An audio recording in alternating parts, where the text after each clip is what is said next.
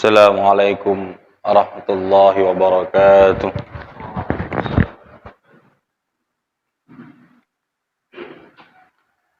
Innal hamdalillah nahmaduhu wa nasta'inuhu wa nastaghfiruhu wa nastahdihi wa natubu ilayh. Wa na'udzu billahi min shururi anfusina wa min sayyiati a'malina.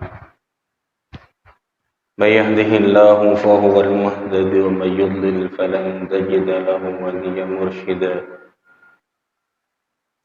أشهد أن لا إله إلا الله وحده لا شريك له وأشهد أن محمدا عبده ورسوله أدى الأمانة وبلغ الرسالة ونصح الأمة وجاهد في الله حق جهاده حتى تركنا على المحجة البيضاء ليلها كنهارها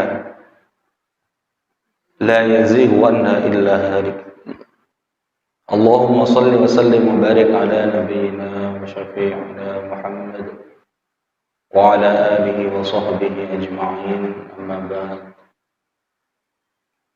Para rawah jamaah ibu bapak rahmatullah, alhamdulillah tansah kita syukur dumateng Allah Subhanahu wa taala. Allah tasih paring dumateng kita sami pinten-pinten nikmat, anugerah, hidayah. Mugi-mugi tansah syukur kita dumateng Allah Subhanahu wa taala. Allah tansah tambah nikmat-nikmat menika dumateng kita sami. Shalawat salam tansah sami kita aturaken dumateng uswah suri tauladan Rasul akhir zaman Muhammad sallallahu alaihi wasallam. Minangkanipun wujud tresna kita ingkang estu dumateng Rasulullah, sami kita kathah-kathah yaosan shalawat dan mugi-mugi wonten yaumul akhir menika kita sami dipun gembalaken kalian Gusti Allah yang dalam setunggal pangenan ingkang inggil inggih menika kalian Rasulullah sallallahu alaihi wasallam. Para rawuh jamaah ibu bapak rahimakumullah, kita sami gesang wonten donya menika tentu nggadahi setunggal kepinginan ingkang sami. Tiang ingkang gadahi iman ugi tiang ingkang gadahi iman ing dalem manahipun sedayanipun gadah kepinginan ingkang sami inggih menika gesang wonten donya kanthi gesang ingkang sae utawi kanthi ibarat ingkang lintu. Tiang gesang wonten donya niki mung suwunane setunggal inggih menika bahagia nalikane gesang wonten donya. Langkung-langkung kita minangkanipun mukmin, tiang ingkang gadahi iman, tentu keinginan menika estu-estu kita suwun. Kita nyuwun gesang wonten donya, urip wonten donya niku urip ingkang bahagia. Langkung-langkung ugi urip gesang wonten akhirat. Tentu kita nggadahi kepinginan menika. Kadangkala kita mukmin menika kicalan setunggal keseimbangan gesang wonten donya. Tegesipun tiang mukmin medal gesang wonten donya, kadangkala sebagian mukmin terlalu mendahulukan kehidupan sementara yaitu kepentingan duniawi. Sebagian mukmin ugi terlalu mendahulukan kehidupan akhirat sampai menyampaikan kepentingan-kepentingan duniawi. Sebagian kata kita banyak yang melenakan akhirat demi kepentingan duniawi. Tapi tidak menafikan juga bahwasanya sebagian mukmin ada yang terlalu mementingkan akhiratnya hingga menyampingkan kepentingan duniawi. Tapi yang diajarkan oleh Rasulullah sallallahu alaihi wasallam adalah sebuah keberimbangan antara kepentingan duniawi juga kepentingan ukhrawi. Maka dalam satu kisah diriwayatkan suatu saat Salman Al-Farisi, sahabat Rasulullah, sedang bertamu ke rumah Abu Darda radhiyallahu anhuma. Tentu dalam tradisi bertamu, mereka menginap berhari-hari dikarenakan satu rumah dengan rumah yang lainnya memiliki jarak tempuh yang sangat jauh dan kendaraan yang sulit. Maka ketika itu Salman sempat beberapa hari menginap di rumah Abu Darda. Dalam kisah tersebut dikisahkan bahwasanya Salman radhiyallahu anhu ketika mendatangi rumah Abu Darda cukup terkejut dengan keadaan yang dilihat oleh Salman di dalam rumah Abu Darda. Pernah suatu ketika Salman melihat Ummu Darda atau istri Abu Darda mengenakan pakaian yang pakaian tersebut tidaklah layak untuk dipakai. Juga ketika diajak jamuan makan, Salman Al-Farisi tidak pernah bersama makan dengan Abu Darda. Maka Salman Al-Farisi sebagai tamu memberanikan diri untuk bertanya kepada istri Abu Darda, "Wahai Ummu Darda, apa yang dilakukan Abu Darda atau suamimu kepadamu di rumah ini?" Kemudian Ummu Darda menjawab, "Wahai Salman, sesungguhnya saudaramu Abu Darda seolah-olah tidak lagi menginginkan dunia ini. Ketika diajak makan, Salman Al-Farisi hanya disuguhi makanan tanpa makan bersama Abu Darda. Ternyata Abu Darda selama ditamui oleh Salman sedang berpuasa." Kemudian Ummu Darda menceritakan bahwasanya sepanjang hidupnya Abu Darda hanya ingin selalu dekat kepada Allah, sehingga aku dilalaikannya, seolah-olah aku tidak diinginkannya lagi. Maka pakaianku pun pakaian yang tidak layak untuk aku pakai, dan makanan yang diberikan kepadaku pun makanan yang hanya cukup untuk aku makan sendiri. Dan engkau wahai Salman, ketika diajak dan dijamu oleh makanan, Abu Darda tidak memakan makanan itu lantaran dia sedang berpuasa. Dan di setiap malam dia tidak pernah memejamkan kedua matanya. Kemudian Salman spontan memberi nasihat kepada Abu Darda. Karena Salman memiliki pandangan yang berbeda tentang kebahagiaan dunia. Nilai keberimbangan yang disarankan oleh Salman disampaikan dalam nasihatnya kepada Abu Darda, yang nantinya saran tersebut disampaikan Salman kepada Rasulullah SAW. Salman berkata kepada Abu Darda, "Inna li rabbika ala nafsika haqqan, wa li nafsika alaika haqqan, wa li zawjika alaika haqqan, fa'ati kulladhi haqqin haqqah." Abu Darda, sesungguhnya Tuhanmu Allah memiliki hak atas jasadmu, dan sesungguhnya badanmu juga memiliki hak atasmu, dan istrimu pun memiliki hak atasmu. Fa'ati kulladhi haqqin haqqah, maka berikanlah haknya masing-masing sesuai porsinya. Allah memiliki hak senantiasa kita ibadahi, tapi jangan lupa badan kita pun memiliki hak untuk kita istirahatkan. Karena dalam kisah tersebut Abu Darda hampir setiap malam tidak pernah memejamkan matanya. Kemudian hak-hak istri dan keluarga beserta anak-anak kita itu adalah hak mutlak yang wajib kita sampaikan, kita tunaikan kewajiban kita. Tetapi Abu Darda dalam perkara itu menyampingkan hak-hak keluarga, sehingga istrinya diberi makanan yang hanya cukup untuk istrinya sendiri, dan pakaiannya pun dinilai Salman tidak layak untuk dipakai seorang Ummu Darda. Maka disampaikan kisah itu oleh Salman kepada Rasulullah. Maka Rasulullah pun menjawab, "Shadaqa Salman." Wahai sahabat-sahabatku, Salman telah benar. Maka seketika itu Abu Darda radhiyallahu anhu semakin sering bersosial dengan tetangga-tetangganya, semakin sering memperhatikan kebutuhan-kebutuhan istrinya, dan semakin sering meningkatkan keberimbangan antara ibadah ubudiyah rohaniyah kepada Allah dan ibadah rohaniyah ijtimaiyah atau sosial sesama makhluk-makhluk Allah. Maka para jamaah rahimakumullah, atau kita ingin mencari sebuah kebahagiaan, tentu harus memiliki sebuah keseimbangan.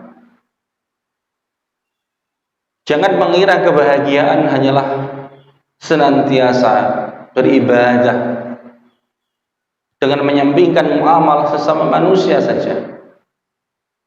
Atau sisi kebahagiaan hanya mendahulukan bahagia secara sosial tanpa memiliki ruh ibadah kepada Allah Subhanahu wa taala.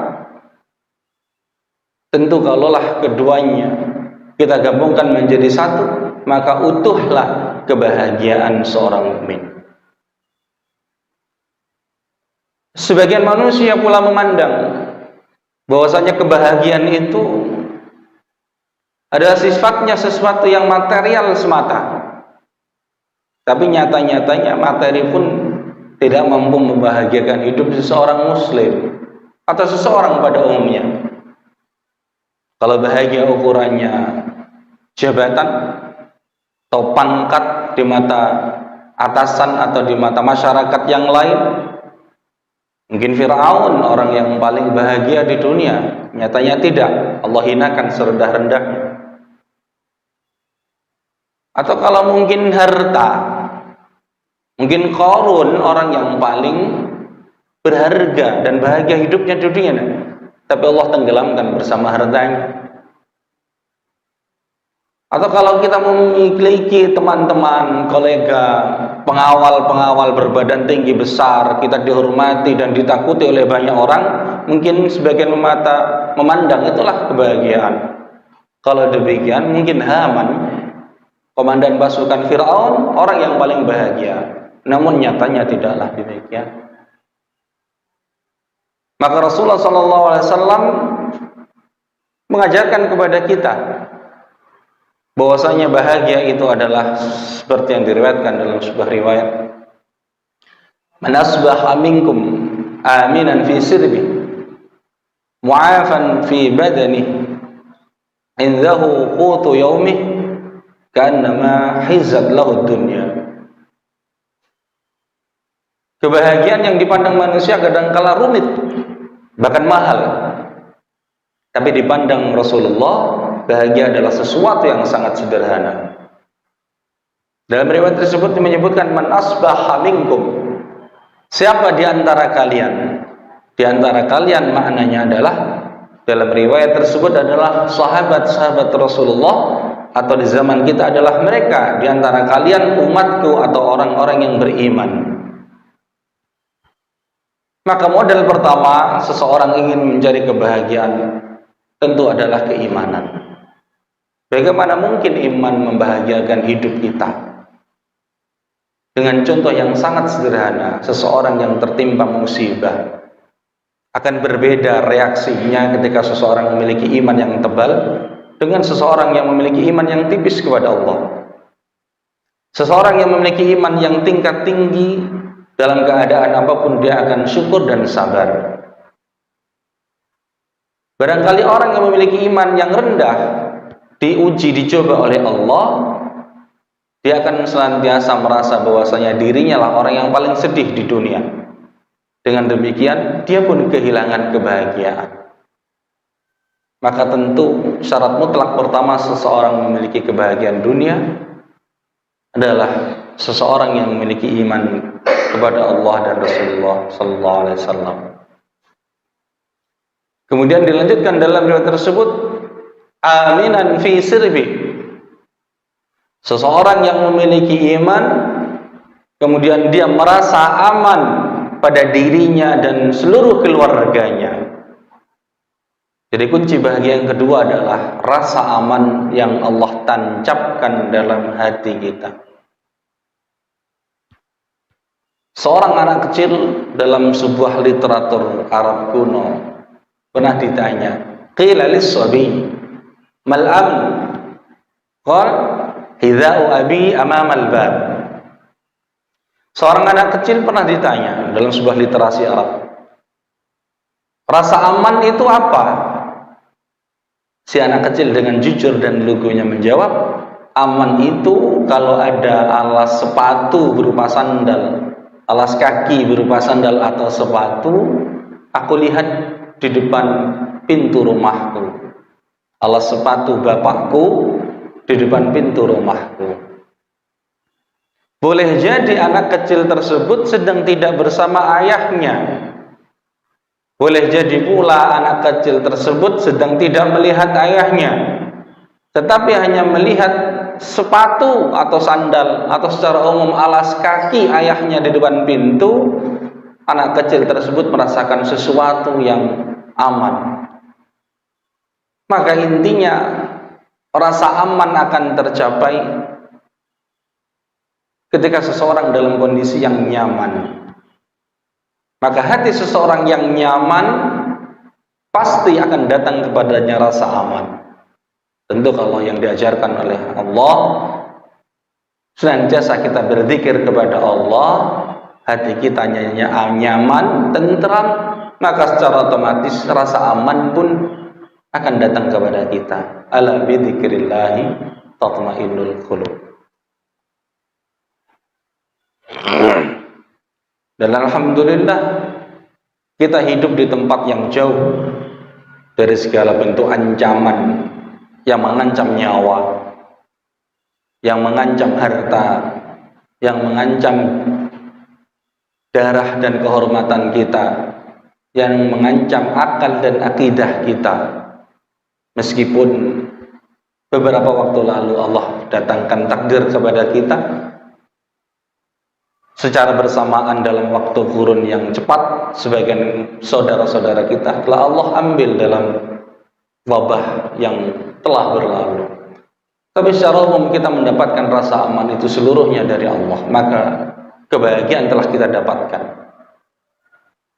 Kemudian yang ketiga dilanjutkan dalam riwayat tersebut, mu'afan fi badani. Setelah seseorang beriman kepada Allah, datang rasa aman kepada seseorang tersebut, mu'afan fi badani, Allah sehatkan badannya. Makna Allah sehatkan badannya, Allah jauhkan seseorang muslim tersebut dari segala sesuatu penyakit, baik penyakit yang membahayakan, penyakit yang menular, atau penyakit yang mungkin menurut pandangan manusia belum ditemukan obatnya, atau penyakit yang sangat ringan. Seluruhnya ketika seseorang muslim Allah datangkan badan yang sehat kepadanya, maka dia telah mendapatkan kebahagiaan hidup di dunia. Tetapi sebagian muslim kadangkala berpandang dengan pandangan yang pesimis, menganggap bahwasanya ketika Allah uji dengan sakit yang mungkin sakit itu sangat terlalu larut dan lama, dan mungkin Allah uji dengan sakit yang sangat berat, atau mungkin Allah uji dengan sakit yang menular sehingga tidak satu pun ingin merawat atau menjenguknya. Dengan pandangan pesimis, seorang muslim menilai bahwasanya kebahagiaan dunia telah Allah cabut darinya. Maka itu adalah pandangan seorang muslim yang pesimis. Sejatinya ketika Allah datangkan rasa sakit kepada seorang muslim, sejatinya Allah telah datangkan kebahagiaan lain yang Allah ganti kelak di hari kiamat, yaitu dengan digugurkan dosa-dosa seseorang tersebut ketika Allah timpakan sakit kepadanya. Bahkan Rasulullah sebutkan hatta syaukah, sampai duri yang menancap dalam badan seseorang. Kalau seseorang bersabar atas musibah tersebut, Allah runtuhkan dosa-dosanya. Barangkali pula dengan husnudzan kita kepada Allah,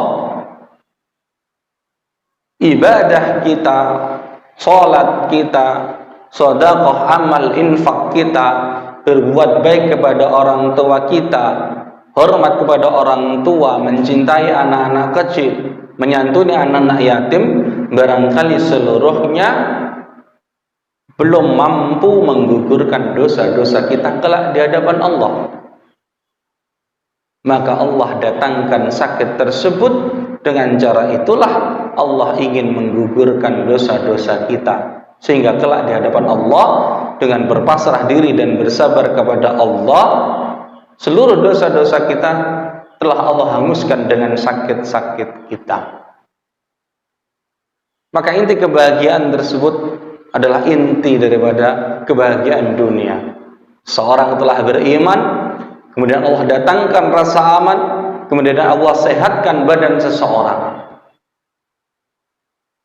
Kemudian dilanjutkan Rasulullah SAW, indahu qutu yaumih. Kemudian dia memiliki bahan makan yang cukup untuk dia makan di hari itu.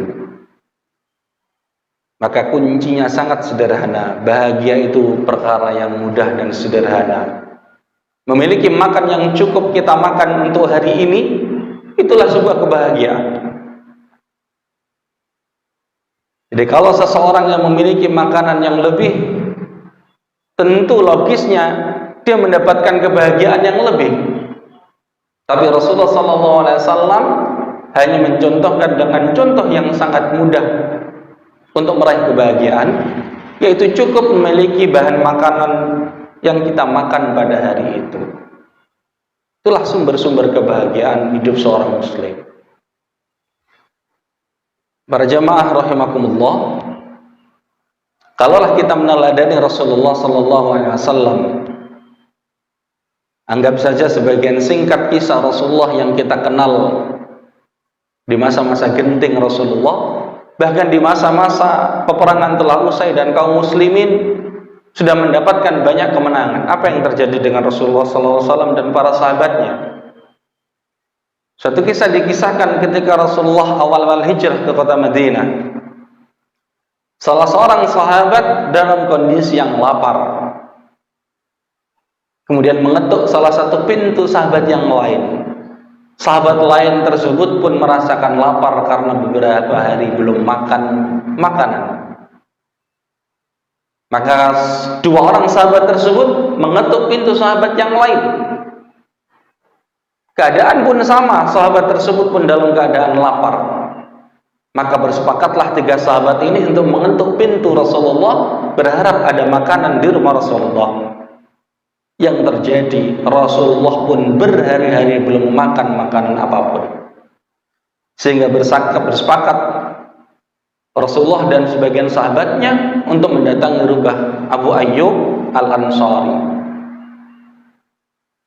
Kemudian diketoklah pintu rumah Abu Ayyub Al-Ansari, maka Rasulullah bersama sahabat-sahabatnya pun dihidangkan makanan oleh Abu Ayyub Al-Ansari. Bahkan suatu saat ketika Rasulullah SAW masuk ke rumah Aisyah radhiyallahu anha, Rasul bertanya, "Ma indana al-yawm?" Qala ma indana syai', qala fa idzan inni shahim. Aisyah, kita memiliki apa yang untuk kita makan pada pagi hari ini? Aisyah menjawab, kita tidak memiliki apapun untuk dimakan oleh Rasulullah. Maka Rasulullah menjawab, kalau begitu biarkan aku puasa pada hari ini. Hingga pula suatu saat Rasulullah SAW masuk lagi ke rumah Aisyah. Ma'indana al-yawm, apa yang kita miliki wahai Aisyah? Ma'indana syai'illa al-khal. Kemudian Rasulullah menjawab, ni'mal udmu al-khal. Aisyah, apa yang kita miliki untuk kita makan? Aisyah menjawab, kita tidak memiliki apapun illal khal, kecuali khal. Khal itu dalam bahasa kita mungkin acar atau sambal atau sejenis pendamping makanan utama. Itu yang dimiliki Aisyah. Kemudian Rasul menjawab, ni'mal udmu al-khal. Inilah yang paling, makanan yang paling enak. Hanya itu yang dimakan oleh Rasulullah SAW. Bahkan pernah pula Rasulullah SAW mengikat perutnya dengan batu-batu kecil supaya terlihat di depan Aisyah. Rasulullah tidak merasakan lapar karena perutnya terisi dengan ikatan batu kerikil-kerikil kecil. Hingga suatu saat Aisyah mengetahui. Kemudian Rasul menjawab, beberapa hari aku telah tidak makan makanan apapun. Bahkan Rasulullah SAW ketika diembargo ekonomi oleh suku-suku Yahudi Bani Quraidah di kota Madinah ketika itu, Rasulullah dan para sahabatnya hanya memakan makanan berupa daun-daun dan ranting-ranting pohon yang bisa dimakan untuk waktu yang sangat lama, sekitar 4 bulan. Maka itulah sosok suri tauladan, contoh kita dalam memandang arti kehidupan di dunia penuh kebahagiaan, yaitu dengan bahagia yang sangat sederhana seperti yang dialami Rasulullah SAW. Maka kalaulah kita memiliki iman pada pagi hari ini kita merasakan aman, pagi hari ini kita mendapatkan jasad yang sehat dari Allah, dan pada pagi hari ini kita memiliki makanan yang cukup untuk kita makan pada hari ini, maka yakinlah ka'annama hizat lahu dunya. Rasulullah menutup riwayatnya, seolah-olah orang tersebut telah diberikan dunia seluruhnya kepadanya. Atau dengan bahasa yang lain, Allah telah berikan kebahagiaan kepada orang tersebut secara utuh. Karena dunia adalah sejatinya simbol dari kebahagiaan. Maka para jemaah rahimakumullah, pantas Rasulullah SAW dalam sebuah riwayat bahwasanya doa yang paling sering dibaca oleh Rasulullah, karena aksar doa Rasulullah SAW, Rabbana atina fid dunya hasanah wa fil akhirati hasanah wa qina adzabannar.